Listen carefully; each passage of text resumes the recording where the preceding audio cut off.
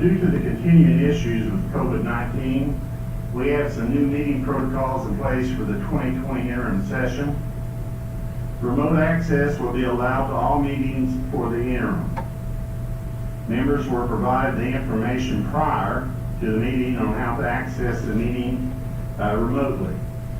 The meeting materials were put online earlier this week and made available for downloading. At this time, we'll have the secretary call the roll. Senator Rocky Adams, Senator Carroll, Senator McGarvey, Senator Just a second, Merritt. I forgot one of the protocols. Let's start again. Members will need to indicate whether you're present, in person, remote from district, or remote from your office. I apologize for that. It's a new protocol. Okay, you can start again. Senator Rocky Adams, Senator Carroll, Senator McGarvey, Here. Senator Merritt, Here. Representative Bowling, Here in person. Representative Frazier, Here in person. Representative Gibbons-Prunty, Here. Representative Raymond, I'm here for my district. Representative Sheldon, Remote district. Representative Stevenson, I'm here in my office in the annex. Representative Weber, Representative Westrom, Representative Wilner, Senator Humphreys, Senator McDaniel, Representative Moser, Representative Reed, Representative Rudy, Senator Caslin, Remote and district, right?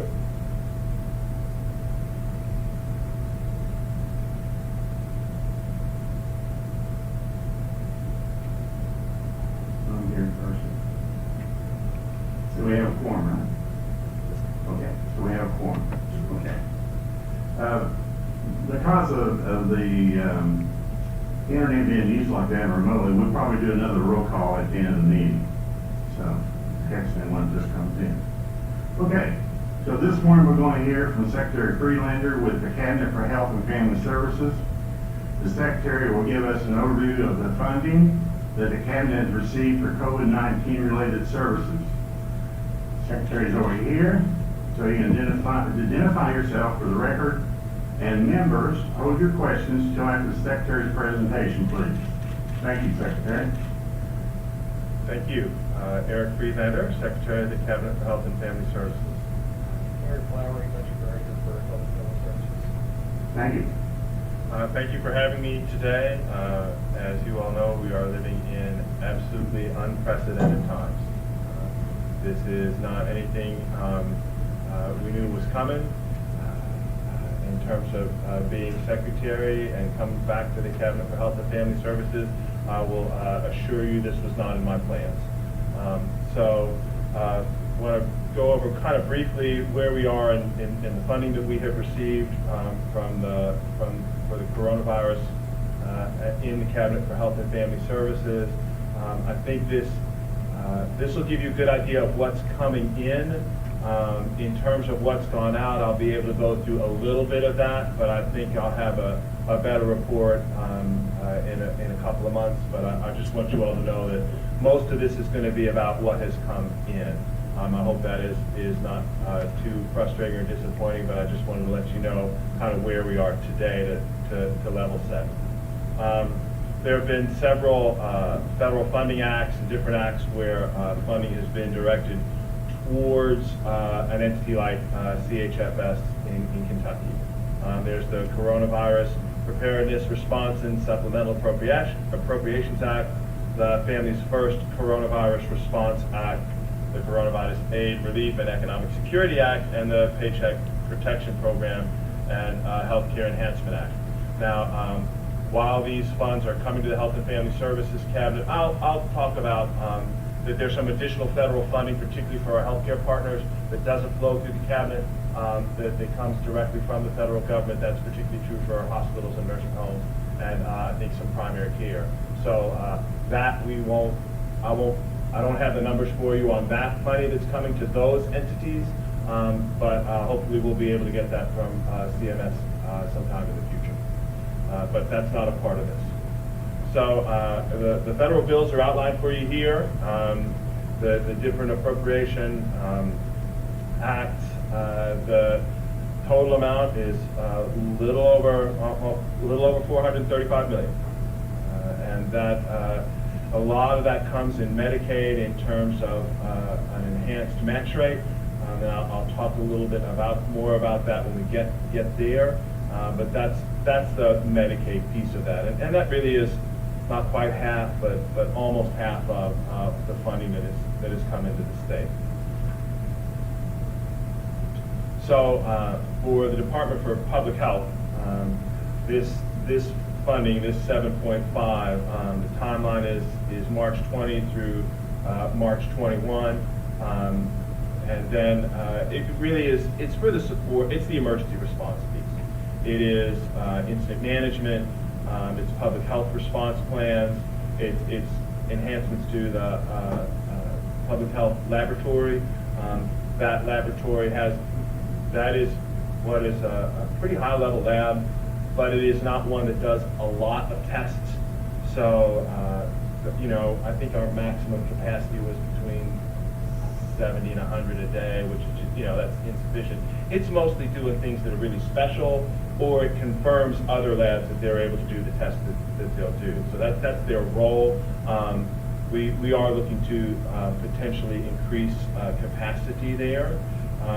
It also, this act is supposed to help us with some training, and eventually, hopefully, we'll get to the point where we're doing mass vaccinations. And if we get a vaccine, we'll have to plan for how those vaccinations occur, where they occur. Obviously, we'll use our local health departments. In the past, mass vaccinations have also, there have been some of the drive-through pieces, there have been some in schools. I think I have a little mark on my arm from where there was a school vaccination. You too, thank you, sir. So that it's planning for those kinds of things. So a lot of this funding is some of it's been used. We're still planning on how to use it. We will have a plan, a more fully developed plan for you all, probably within the next month or so. And I'll be happy to provide that when that is complete. Part of this, there's the Big CARES Act that I think GOPM John Hicks is going to testify to, I think, in front of full A&R. It is how best to, make these money stretch as far as they can, and make that also, if it does become available to help us address the budget deficit, that we'll hopefully be able to do that. So that's kind of an overview of what that funding is for. Then the Families First Coronavirus Response Act, a lot of that has to do with congregate meals and home delivered meals. And there's some really interesting stories in Dale around congregate meals and home delivered meals. I will tell you, last week they were averaging about 16,000 meals a day that were served to seniors, and it's really twice as many. They were serving about 8,000 meals a day pre-COVID, so that really has ramped up in terms of the response. Tremendous stories there. I would love to, and perhaps at some time at Health and Welfare, we can talk about what some of the really responses across the Commonwealth have been, from local restaurants to food providers to volunteers. It would not be possible without this spirit of volunteerism and giving that has been evident throughout the Commonwealth at this time. We're looking at how long will this funding keep us afloat. I think we're looking out to about August, September, and then we'll have to see what's available in other pots of money. But I think there are some really tremendous stories here. Within the Department of Medicaid Services, we received a temporary increase in our FMAP for traditional Medicaid. So not all of Medicaid, but just the traditional population. That, right? And KCHIP, thank you. And so that funding is contingent upon us actually not releasing folks, cutting folks off from Medicaid. Our total enrollment in Medicaid is probably at an all-time high. It's for 1.45 million who are enrolled in Medicaid today.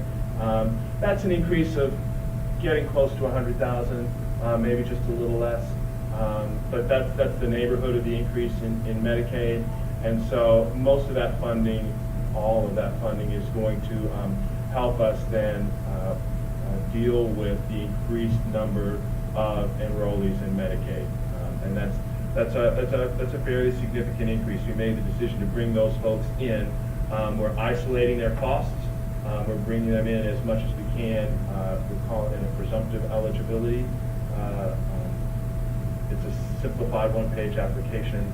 And so those folks are coming in basically as fee for service at this point. But that's how we're going to be able to isolate the costs and the expenses of the Medicaid program for this specific population as we try to cover those who are newly unemployed and maybe losing their coverage. So that's about 60,000 of presumptive eligibility is around that number. So those are the folks that are coming into Medicaid through this simplified process. We've also simplified the eligibility process for long-term care. Those of you who have worked with and tried to get folks or constituents who may want to be eligible for nursing facility care, the whole process of determining assets particularly is not one that is fast. It usually takes a month or so to go through that entire process. We've also simplified that to sort of a self-attestation, so it's not presumptive, it's a self-attestation of primarily assets and income. And that speeds up that process. So what would normally have taken a month or 2 or 3 now takes less than a week. So we think that that's been a good piece on Medicaid. We've also doubled the number of bed hold days, meaning the number of days that if a person is out of a nursing facility in a hospital, that was like 14, 15 days, and we've extended that to 30. On the hospital side, this is not fully implemented yet. We have also done the same thing on administrative days. That's what it's called in the hospital setting, and we've doubled that to 30 days as well, just to make sure that we have the orderly transfer back and forth. We are still working on the implementation of that piece. We have talked to the Hospital Association, who, by the way, has been a tremendous partner with us. The associations, we are on calls at least once a week, sometimes twice. There were times when we were on daily. But that has been, I think, a really good relationship, and one that I hope we keep moving, and in where we are in terms of that relationship moving forward. Then again, Department of Aging and Independent Living. These are more these are smaller amounts. You know, I mean, there's some more funding for, again, the congregate meals, which is the biggest, the lion's share of this.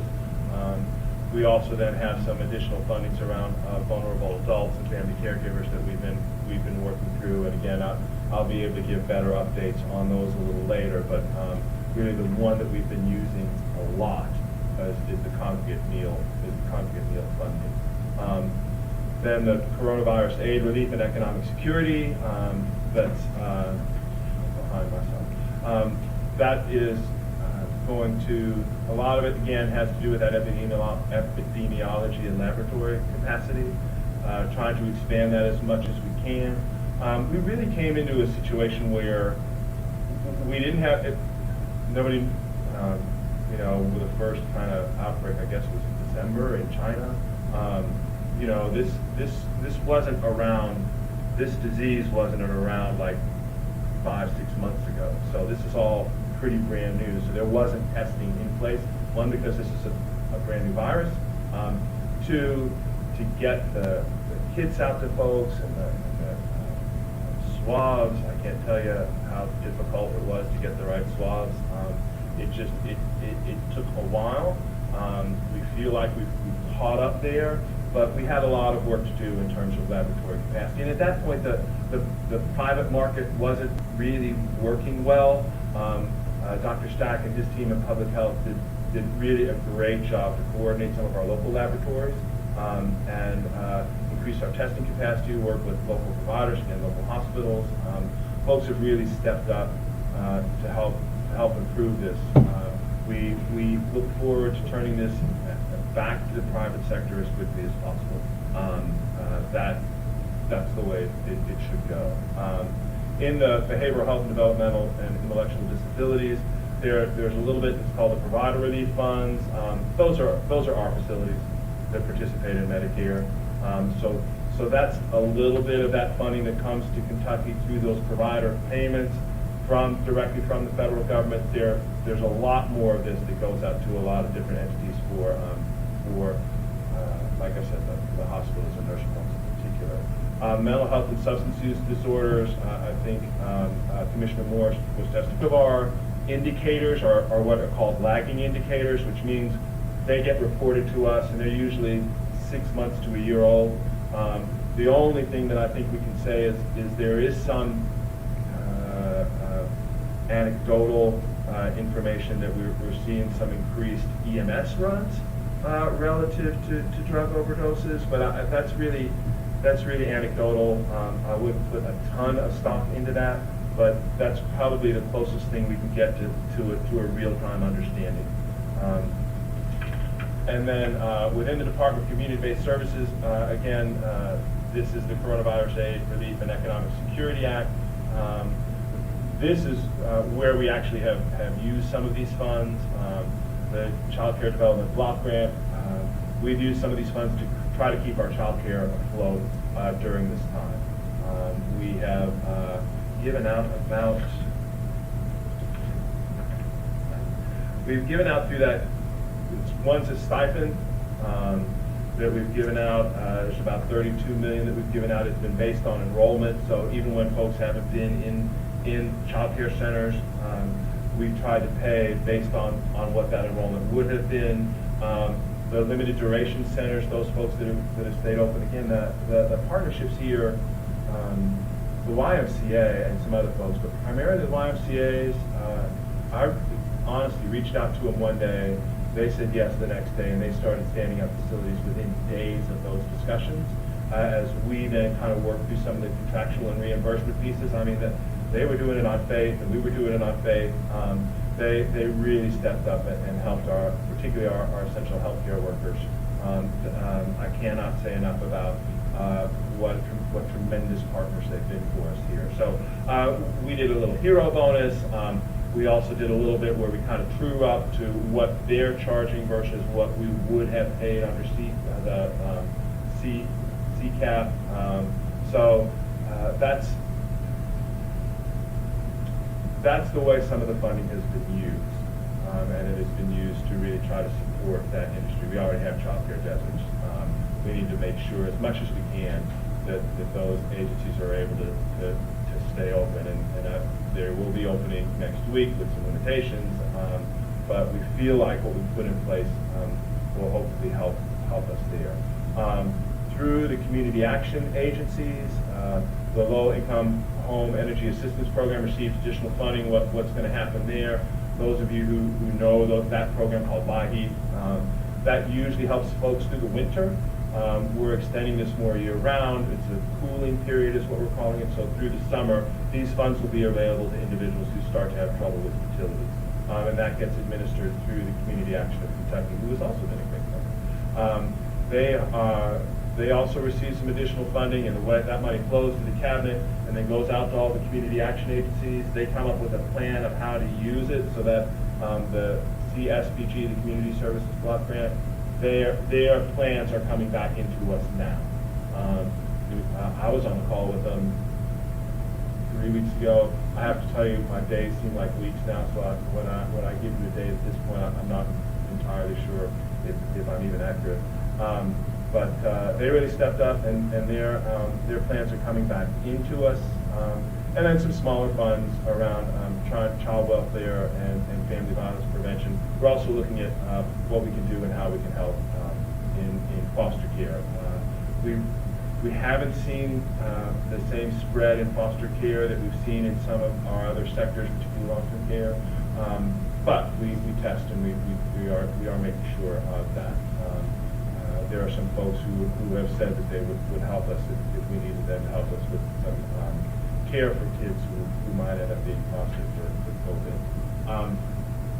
And then the Paycheck Protection Program and the Healthcare Enhancement Act, really a lot of that's the testing and tracing. So the contact tracing that you heard about that's going to be extremely important as we move forward.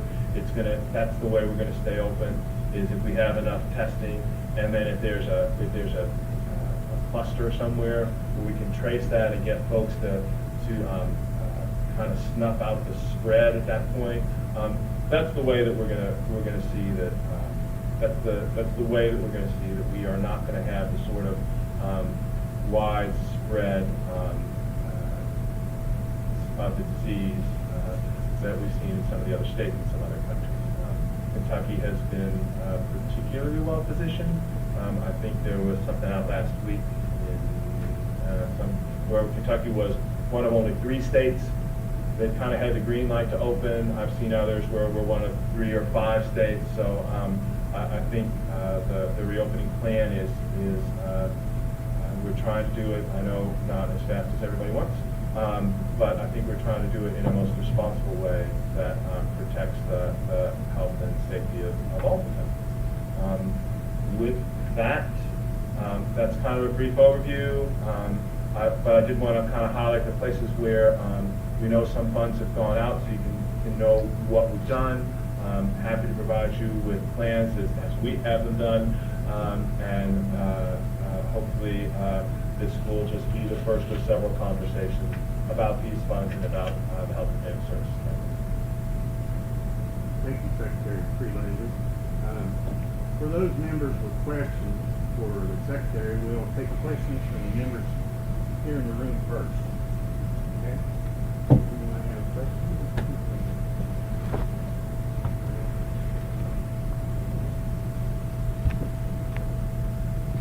Senator Merritt, you first. Thank you, Mr. Chair. Thank you, Secretary Freelander, for being here. I know how busy you are, and appreciate the tireless effort you put into this so far. I'm sure no one ever envisioned what we're going to see during 2020, and this has been truly remarkable. I appreciate your efforts. A couple of questions I would have is, first, I appreciate the effort to expedite nursing home approvals. That certainly is important. But I think we have to acknowledge, and this is not a criticism of anyone, it's just reality, that there's not going to be enough money to cover everything we need to do. So we have to be as judicious as we can and spend our dollars wisely. So I'm curious at that end is to where we are with opening up adult daycare, because that seems to be a much more cost affordable option for a lot of family members and a preference instead of placing a family member in a nursing home. And so where are we with adult daycare? Right. As Karen and I are child care, let me just say it that way. I'm kind of doubly of adult day. We do have plans. I think, we're looking toward some of the later opening dates. I can't give you a hard date, but yeah, we know we have to reopen them. We know we have to reopen them safely. The guidance will look. Representative Moser, did you send me the piece from Ohio? That really was a good piece, and my folks really liked it, and so I think we're working on modifying that it'll look something like that with Kentucky eyes. We were already working on something like that, but actually we thought that was, we don't mind stealing when people have good ideas, so thank you for that. So I would say you're looking kind of more towards the tail end of June, is what we're looking at. Is that because we're still formulating the plan? It's 2 things. It's because we're formulating the plan, but that's our most vulnerable population. It's where we've seen the greatest spread and the greatest impact relative to health and actually deaths. It is in that population that will be served. So we're just trying to be, I have to always say, I'm trying to be extra careful. Thank you, Mr. Chair. Thank you, Senator. Representative Crockett. Thank you, Mr. Chairman, and thank you for being here in your report. When you talked about expanding Medicaid, and I understand why that had to happen, is that going to be temporary, or are people going to be eased back in once they get reemployed? And I don't know the answer to that question. It really depends on the economy. We were seeing this steady state of about 8,000 new folks a month for quite a while. prior to? Yeah, starting in January. Starting in March, when we had ramped up. And then over the last month, it's been about 8,000 new enrollees a week. Last week it dropped Week, sorry. 4,000. But it's been steady. monitor it weekly. Thanks, Karen. We monitor it weekly. We get a report like on Mondays, just to make sure we know what's happening there. So what I'll say to you is, it really depends on the economy. As people, jobs come back, we would expect then folks to have private insurance and move off of Medicaid. But I tell you, I know what's going to happen at this point. I don't think any of us know. Mr. Chair, follow up. Isolated costs, what, do you want to isolate just to make sure you know what's going to those, or? Yes, we're trying to As opposed to isolate. anybody else, I mean. Well, there are two reasons we're trying to isolate the costs. If the federal government loosens up some of the uses of the CARES Act funds, and we can use it then to provide some of the match for those folks who came on basically due to COVID, then we want to be able to say that to them, to say what that is. So that really is why. We're just, if we could use somebody else's dollar, that's cool. And just one more, Mr. Chair. As it relates to childcare, not unlike some businesses have felt like there's some been winners and losers chosen because Walmart could be open and small business could not. I've gotten emails from childcare centers that kind of feel the same way. How can those folks potentially get any help? Because they feel like they could have been taking precautions just like the Y or something like that. So. We were really, the limitation was essential workers, and actually with the limited duration centers, and primarily, again, it was an organization I could go to. They could like be relatively statewide in a quick period of time, and that there's all my thought process there. That's primarily why we went that way. There's some others that were associated with some of the large manufacturers of Toyotas and things like that, and I know that folks have feelings about that as well. But that was really kind of the decision-making process. We are going to try to come up with at least a little stipend to help folks to reopen, because you're going to need to buy PPE, which now we all know what that is, and get your food supplies back up. So we're going to work with providers on that. It won't be enough, but the thing that I don't want to see is we have seen over the past several years a pretty big decrease in the number of our child care providers. So we need to try to help out as much as we can. Thank you, Mr. Chair. Thank you, Rick. Representative Fraser. Thank you, Chair. Thank you for being with us today. It's important to get these updates, and it's nice to see how funds are being utilized across different areas. I do have a follow-up question to Senator West's question. I understand Indiana has already opened their adult day centers, and they're providing, you mentioned a child care desert. We also have a healthcare desert, and we've talked about this in many different facets. So if you're not looking until the end of June to open these facilities, is there any possibility for retainer payments? A lot of these facilities have obtained the PPP loan, and they're being able to function in that capacity, but that's soon going to be running out, and I'm concerned about these facilities closing.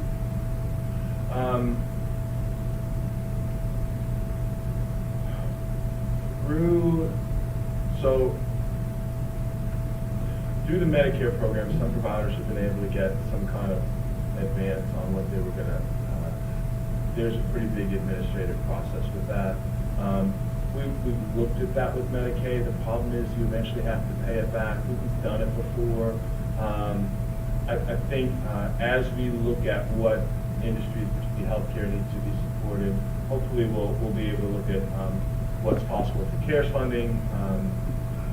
I don't have a great answer, but I think looking at how we can support all of our healthcare providers is something that we need to really figure out if there are opportunities within some of the CARES Act funding that we can use that. But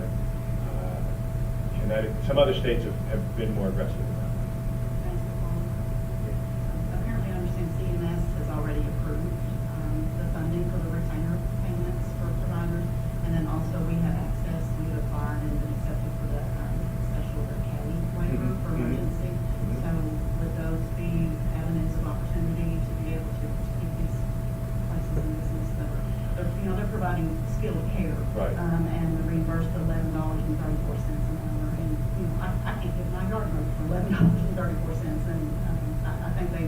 very good care that's very much needed if we're trying to feed healthy at home. What I think, yes, we will certainly look into anything that we can do to support the provider community. So that's the easy answer to that question. But kind of piggybacking off what you asked,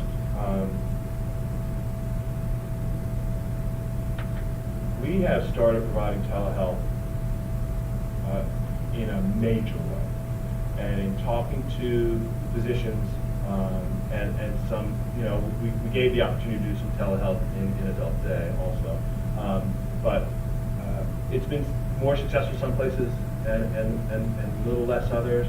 But in my talk with some physicians, they really feel like that this has been something that's been good. To actually be able to see into a person's home, no-show rates are down, so participation rates are up. We're going to have to look at what worked through this and see how we may want to alter some of our structure, right? Some of our reimbursement pieces. And I think same is true for a nursing facility and Adult Day. What does that need to look at the end of the day? I mean, that's a much longer discussion, but Adult Day is absolutely a critical portion of that. I just know, telehealth has been a wonderful asset, and I think every healthcare provider should look at what services that they can provide. It's a matter of cost effectiveness and also convenience for the patient. But I know some of the services, such as blood draws, IV injections, filling med boxes for people with visual considerations, and so not everything is going to be able to be done that way. But I'm glad that you're looking into that. And I'll close. I do have one comment. You had touched on the opioids. Madison County has been wonderful. We've had several times a week, we have a community-wide call that includes the health department, all the city and county leaders, the hospitals, the Kentucky Road Food House Community Action, and so it's been very informative. So everyone is dealing with the same information, and I do want to share with you, we had talked about the increased ambulance runs. In our county alone, our runs are up over 125% just from last year, and they really feel like there's a strong correlation that when the CARES money, when that started hitting, that's when they saw an uptick in runs. So it's a travesty that the extra injection that was supposed to help our community apparently has given opportunity for people to support their habits, and so that's unfortunate, but I wanted to share that information. Thank you, I appreciate that. And the other thing about telehealth, and particularly as we talk about more rural areas, transportation. Since I started in 1985, transportation was always one of the things that we talked about as a barrier for folks to get to services. And if we can provide effective services through telehealth, and we have now, we see that we can. I hope that we do that as much as we possibly can. And yeah, Madison County is a part of a small group of pilot counties that to try to address by getting everybody at the table and making sure that we're all on the same page within the county for addressing the opioid epidemic. So, thank you. Thank you, Representative Frazier. Representative Moser. Thank you, Mr. Chair. Thank you for being here today. And I want to thank you for allowing me to set up a bi-weekly call with you, and the commissioner joined us last week. And I've been trying to share some of the answers that we're getting with our members so that everyone has the same information. So thank you for that. I have a lot of questions, but I will spare everyone. But I'm glad to hear that, and we talked a little bit about this on our call, that you're looking into the Ohio plan for opening adult day and training programs, because as several here have said, those are really essential services for the population for whom they serve. And we did talk a little bit about the retainer payment possibility just to sustain these organizations, because we need them for this wavered population. I'm curious about the decision that DMS made not to use enhanced Medicaid payments for the waiver population. I know that that's allowable, and I'm just curious as to why those funds weren't used for this Yeah, population? the enhanced rate could be used to increase the rate for any provider in the Medicaid system. And so really we were looking at the increase in eligibles, and that really we were looking that we were going to need those funds for increased eligible. That's what we were thinking. And we didn't, aside from some of the things we did with nursing homes, we really didn't do much for any provider in terms of an enhanced rate. And I'll go a little further. My experience is once you increase a rate for somebody, that's even in time of emergency. So that's why we've been doing things like in childcare with stipends and things like that, Sure.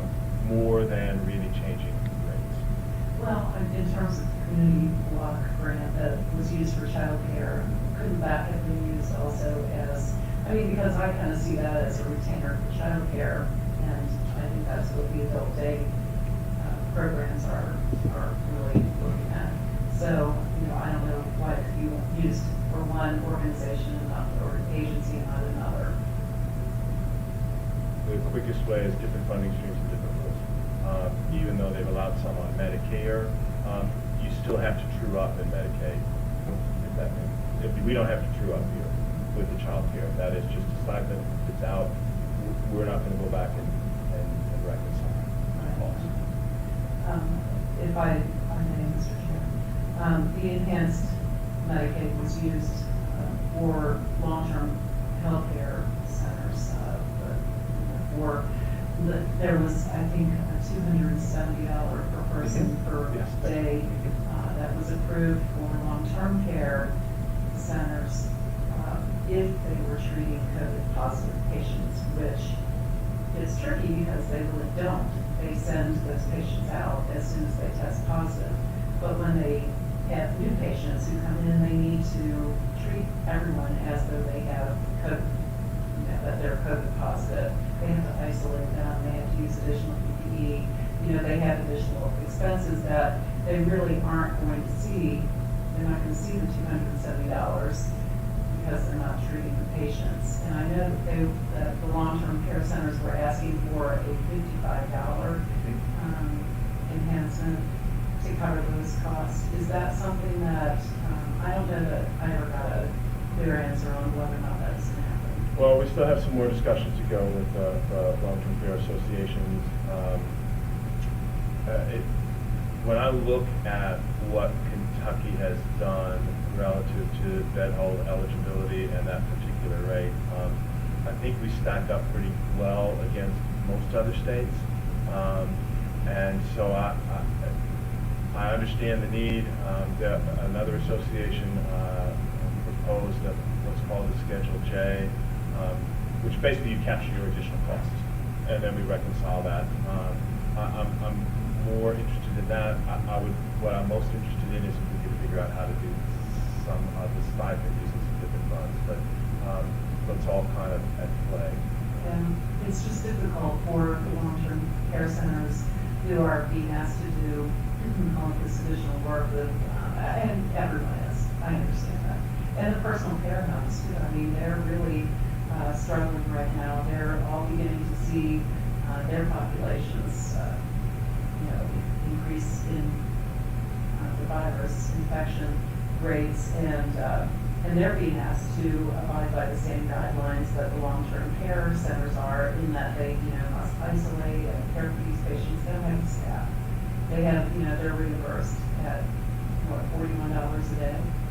And that's housing, food, staffing, and I mean, it's impossible for them to care for these I patients. think the impact of this virus across the long-term care system, and personal care is classified as long-term care. The impact of this virus across the long-term care system, we have got to look at. In 1985, I think I was writing the personal care home regulations, right? And our licensure categories haven't changed much since then. We have to take a look at how to do things differently. Because you're right. I'm of the opinion, again, Eric, when I was briefly the Commissioner of Behavioral Health, acting there for a little bit, I got sold on, the more we can do in the community, the better off we all are. So we need to figure out how to get that done for long-term care as well. And I've challenged, when I've talked to the Hospital Association, when I talked to long-term care, our initial, before all of this, our initial conversations were, how do we get to where we're thinking about services outside your walls? That's what we want. So I think that is going to be our most fruitful discussion coming through this.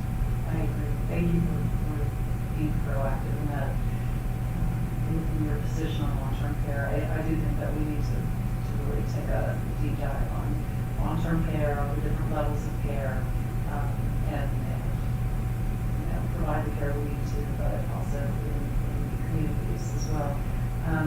And we talked briefly about how to make best use of our Medicaid dollars, and I appreciate that you're looking at the Oregon model and some of the Connecticut models, some of the other models that may be a more efficient use of our Medicaid or limited more Medicaid dollars. So, thank you. I appreciate all you're doing. Thank you, Representative Moser. Senator Merrick. Thank you, Mr. Chair, and Secretary Britton. I want to continue this conversation about long-term care. Certainly this has been a tremendous learning experience for all of us, but what we have learned is that ground zero has been and will be long-term care on correctional facilities. And I'm not sure they were financially stable enough to deal with the first wave of it. And I'm not sure what position they're going to be in the second wave of it, because some of them will be going to survive.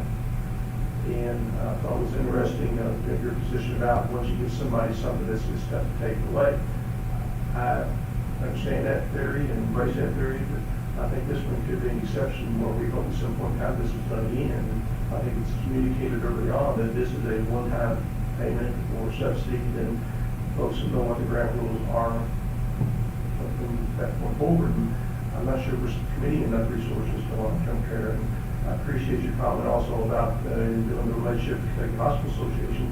Certainly it's very important, but again, looking at this thing retrospectively, in the short period of time we've been in this, again, the attention probably need to focus on long-term care. They need to be at the table now, if they're not at the table, and be more progressive than trying to save that industry. I don't exaggerate the term. I think we're going to have to work to save that industry, but I understand the dollars are at a premium and we're looking for return on dollars. Even though I spent 4 years in healthcare, I don't consider myself a healthcare professional. I'm a businessman, and I always look at how you get the maximum return on your dollars, and we have limited dollars. What I'm concerned about this point in time is almost $100 million we're committing to the tracing program and vaccination going forward. It has appearance to me that we're recreating the wheel with adding a new bureaucracy, 700 potential tracers to do this. And why can't we expand the roles of our county health departments?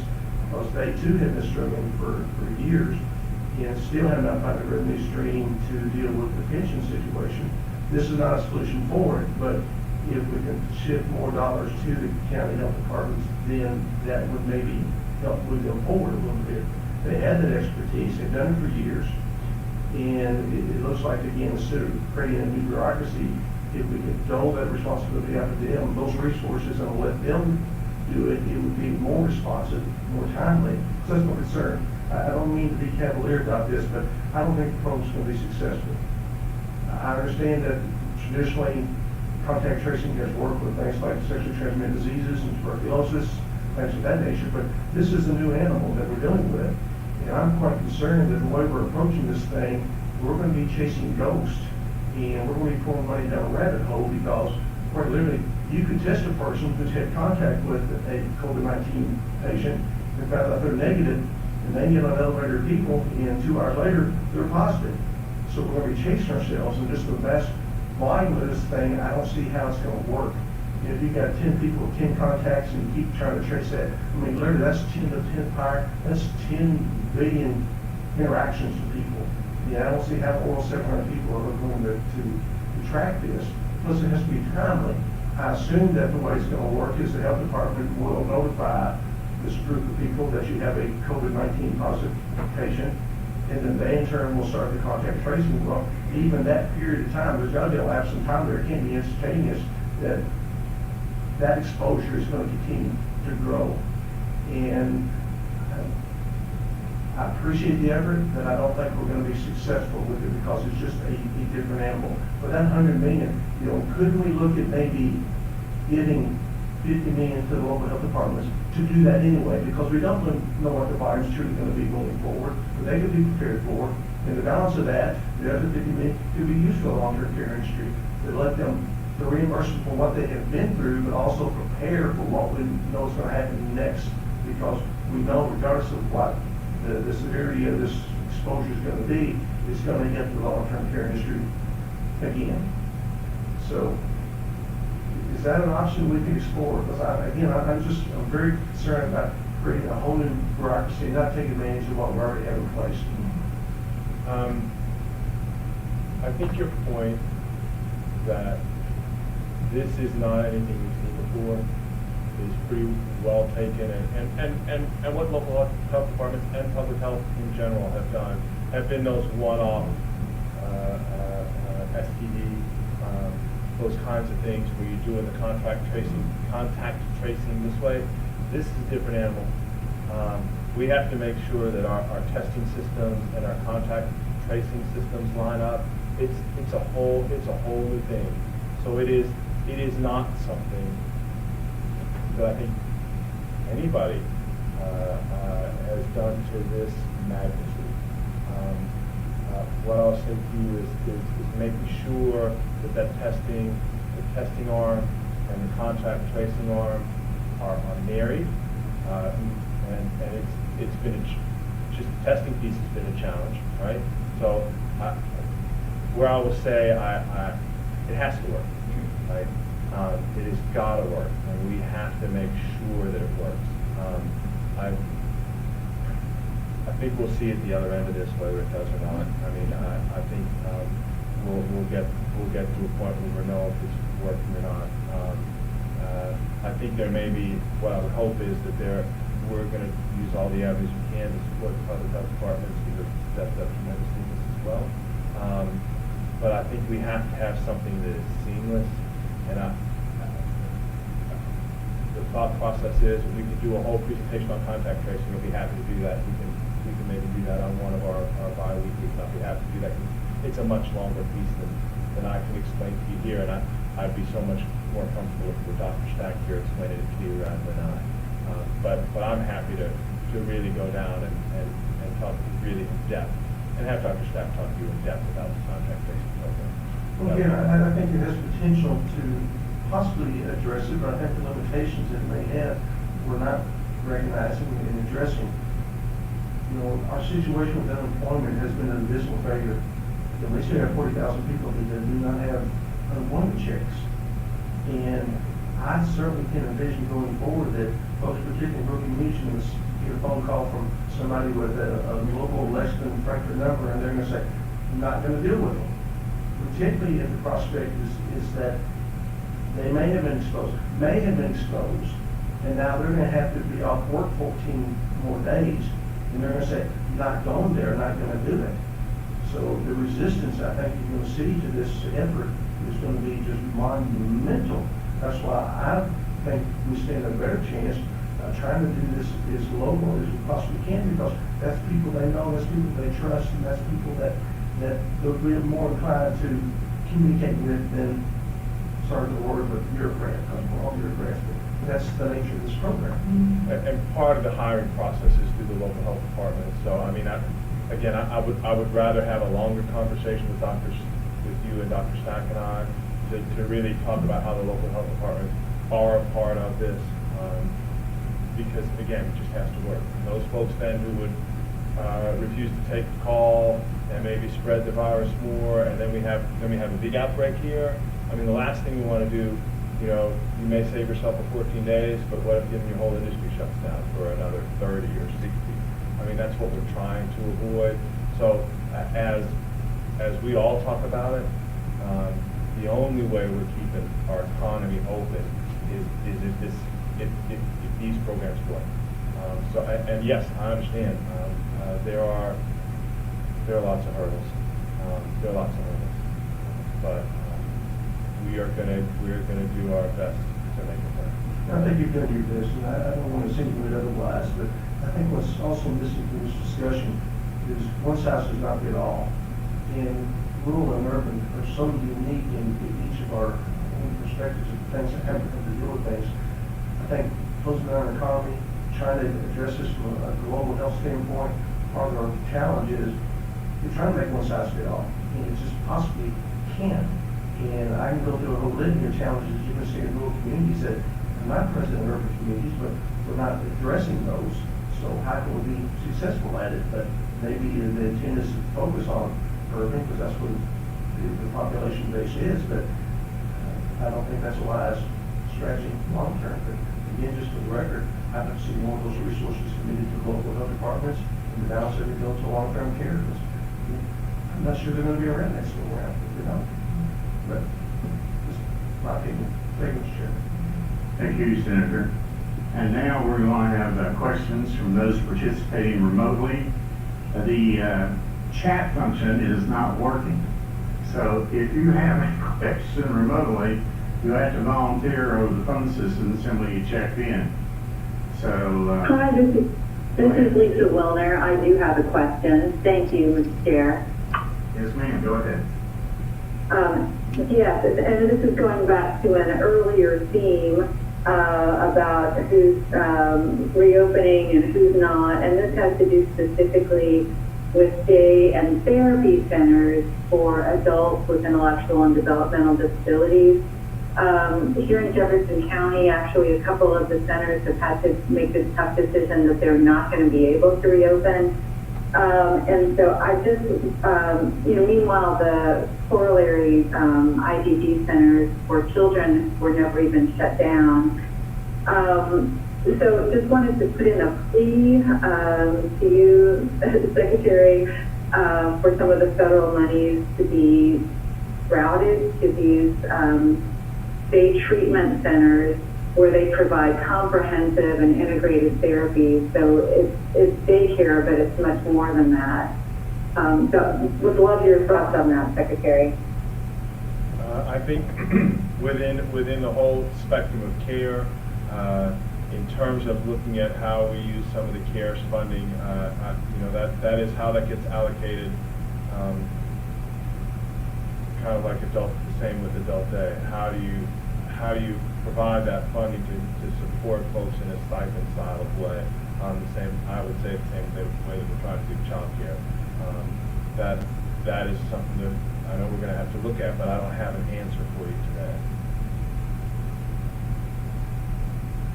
I appreciate the response, and if you could keep those centers on your list, and I would love to follow up with you after the meeting if that's possible. Absolutely, thank you. We have to. Thank you. Thank you very much. Thank you, Representative. Who's next out there? Anyone? Yes, Mr. Chair, this is Josie Raymond. Yes. Thank you. I wanted to dig a little more on child care, and you might hear a baby start crying. So June 15th, we're hearing June 15th child care reopens. That's at reduced capacity, so we need to be saying some child care reopens because most families, many families are still without child care indefinitely. So, Mr. Secretary, what are the parameters, the metrics that you all are using to look at loosening restrictions on child care to go from 10 kids, 15 to 20, so eventually back to no restrictions? Are there benchmarks? Is there a timeline we can give people? I think we're going to open first and see what happens in terms of infection rates. That's what we'll need to look at first. I don't know if we have any hard and fast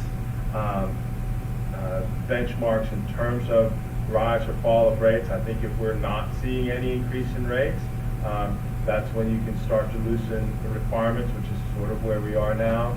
So this is, we can't dictate the course of the virus. We react to it. So that's really how we'll be looking at it relative to childcare the same way. It is, what are we seeing in terms of increased infection or infection rates, both in the centers and in our population in general.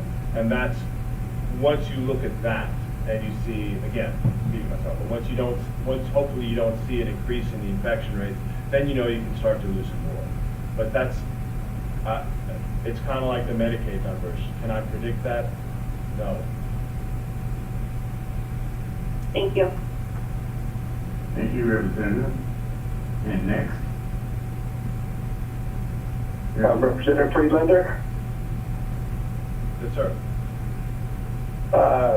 This is Representative Steve Sheldon. I'm sorry, I don't know if you guys can hear me well. Yes, we can. Okay, great. Just want some general thoughts here, because as you said, you know, and I too am so appreciative of what we're seeing and hearing, and the job you're doing. It's just been tremendous, and I know you have a lot on it. So, but I'd like to just reinforce a few things and get some general thoughts about your goals here. You mentioned, I'll add on to Senator Barrett's, and I think Representative Frazier's concern, and Representative Mosier's about the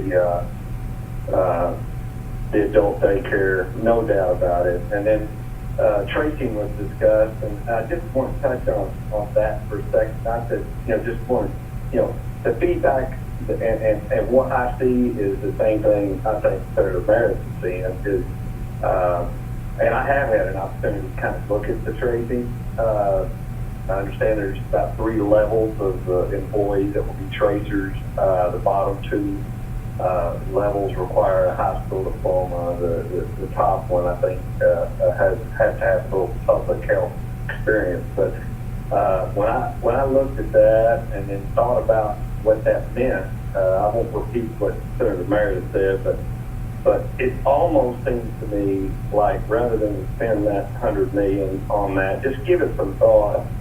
I think it would make a lot of sense to do a whole lot more public education on additional testing for yourself. We have lots of centers now. We've already have, you know, we've got that expense out there.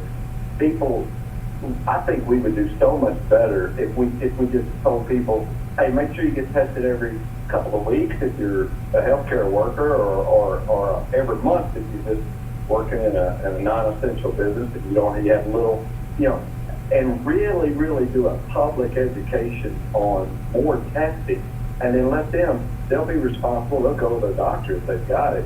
I think the tracing, I really do think we're going to be chasing our tail, so I'll leave that at that. And then I want to just generally speaking ask you, the Medicaid, presumptive Medicaid eligibility that you, I think, indicated was about 100,000 additional enrollees. I think you were concerned, and you've had to actually pull funds away from other areas to make sure you had the money for these additional enrollees. So that being said, I know you don't have enough money for everything. I mean, and I feel for you on that, and I know it's tough. But as a general rule, you mentioned the economy opening back up. So here's the question, finally. There's a chicken and egg issue here. Is our general thought, we gave 100,000 enrollees eligibility because they needed it. This coronavirus is horrible, and people lost their insurance and businesses closed. That's all understandable. But businesses, when the economy opens, businesses cannot reopen without employees, employers. Our unemployment rate is, you know, is, gosh, 20, maybe 25% at this point. I don't know, but you get the big picture. So if you're out there, a lot of people, these people obviously were covered by insurance with their employers, and or had other means because we were existing without these additional 100,000 that we were paying for. So is your general hope and your general application to, because if you wait for the businesses to open to say, okay, then we'll take them off Medicaid, then the businesses can't really open without them. So it's almost like a balancing act that you're going to have to keep in mind, I think, because as a business owner, we can't encourage a situation where people don't want to come back to work. And quite honestly, Secretary Friedlander, there is that population. And some of that you had, I guess most of that, not all of it, you had nothing to do. The federal programs and everything kind of put us in a spot. I know a lot of that goes away July 31st, but I just want to know, is it your goal to get these people back to work and get them back in the situation they were? And it truly is a presumptive eligibility, and we're not looking to try to hold off. I know, you know, what your goal is one thing. What's going to happen, I don't know. And you don't either, I'm sure. So the presumptive piece is a time-limited piece. And that is, you know, kind of some of that's the simplified application, where people, and it's a little bit like our facility, where people are doing self-attestation around what's going on with them when we check. But the actual getting them enrolled in Medicaid long term, and I guess that's what you mean, you know, that kind of ongoing eligibility, you know, you have a few months to get that done. Probably, I mean, this plan is still being formulated, so if, you know, you all are probably hearing my thoughts. But the way that this next year is going to look from an enrollment perspective is in October, right? The federal exchange opens up. We're targeting starting new MCOs in January, and I know I'm getting ready to go down this road that nobody wants me to go down. But we're trying to line up that timeline, right? So we're just signing people up. Let's just line up the timeline. And so kind of the answer to your question is, we're looking at how long we can make that presumptive go, and then really getting to the point where we're enrolling people in regular Medicaid through the regular process. From my perspective, the goal of the Health and Family Services Cabinet is always and has to be getting people to self-sufficiency, right? That is the goal. You know, I think maybe that it's a different emphasis of how you get there, but getting people to self-sufficiency, getting people to meaningful living wage employment should be all of our goals, and it will continue to be the goal of the cabinet. You know, there's sometimes some innovative programs and things that we can look at, and I'm certainly open to those discussions. But that's what we all should be aiming for. So I want to assure you of that. You know, we might disagree on how it looks sometimes, but that has got to be all of our goals. Thank you, Secretary Friedlander, and I appreciate hearing that, because I really do believe that this economy is to open as quickly and as efficiently as possible and as safely. If we don't have a real understanding of that balance, and we're going to find ourselves in a lot worse shape. And I speak from the standard of I overlook 3 or 4 states in this kind of capacity, and we're seeing it everywhere. So it's just something to consider, that, you know, even if it's a phase coverage or something, you know, if people are getting a supplement and all of a sudden they've got insurance, and now, you know, we find our service providers and our hotels, our restaurants, they can't get their people back, you know, and they're willing to provide their same insurance they had before. But you see, it's just like I said, it's almost like if you give them Medicaid eligibility, then all of a sudden, do we ever get them back to work? And that's the concern I have, and I know you do too. So thank you very much. And I do, and I appreciate what you're saying in terms of the individuals. But the other piece is what we've been talking about before, the healthcare providers. I mean, without Medicaid, our entire healthcare system would collapse in Kentucky. So it's, Right. it's a critical component of keeping our healthcare going. And that's, in the end, where the money goes is the providers, right? So that's Right. that's why keeping Medicaid going, that's why it's so important to figure out the right mix, right, of reimbursement to make it sustainable. Because if Medicaid ends up not being sustainable, I mean, that impacts every hospital, that impacts every long-term care facility, that impacts every healthcare provider in the state. And that's why we have to make sure that our program is healthy and supportive of our entire healthcare industry. Thank you, Secretary, and I sure appreciate it so much. And one last statement, and I'm done, and to thank you for being there for sure, is yes, Medicaid and our healthcare and our healthcare institutions are certainly the backbone of a big part of Kentucky. But I will tell you this: if we don't, in conjunction, understand small business and the economy and getting people back to work as is equally as important, almost, maybe just a tad under it, we're going to miss the boat, and that's where I'm concerned. So thank you so much, and I appreciate your patience, and I know it's been long-winded. Sorry, thanks. Thank you. Thank you, Representative Sheldon. Anyone else out there have a question?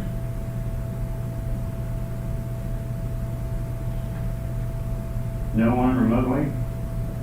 Okay. Okay, then we have a couple more here. Okay. Representative Moses. Thank you, Mr. Chair. And I just wanted to go back to Senator Meredith's comments about the local health departments and the contact tracing. And, you know, we've certainly seen the value in our local health departments with this situation, and, you know, DPH as well. This is really maybe more of a comment, because I don't think you have an answer, or maybe you do, to the implementation of House Bill 129, which we worked really hard on, the DPH transformation last year. There was an emergency clause in that legislation. We budgeted for it, and it hasn't been implemented. So I don't know if you can give us an idea about the timeline for implementing that, maybe why it wasn't implemented, and what we can expect. And this can also be a longer conversation in health and welfare. I would love for this to be a long conversation. You know, I think it's kind of obvious, but we're committed to that. We so appreciate your leadership on that. It recognized the importance of the local health department before all this. So we're committed. We're committed to getting it done. We'll talk to you about the time frame at some point, right? My job, I'm going to have to go back to what I thought I was going to do, but not there yet. But we will get there. We'll get there. Okay. All right. Yeah, I just think that, you know, had we implemented, you know, some of those core and foundational services and really utilized our local health departments more effectively and efficiently, you know, not just with contact tracing, but you know, in helping to vet businesses and being that point of contact for local businesses, because we're getting calls now from local businesses when the local health department really could be in charge of that. And I'd like to see a little more autonomy given to the local health departments. These are experts in their field, in the field of public health. And I know that, you know, from a state standpoint, you want some consistency in guidelines, and you know, honestly, I think they're all professionals and they can follow guidelines. So, again, I think more efficient use of our dollars that way, and you know, just better communication in our communities would go a long way. Thank you. I look forward to the conversation. Sorry? I look forward to that conversation. Thank you. Thank you, Representative Moses. Representative Prunty? Thank you, Mr. Chair. You talked about the fact that our goal is to get people self-sufficient, even though we may look at it getting there differently. My question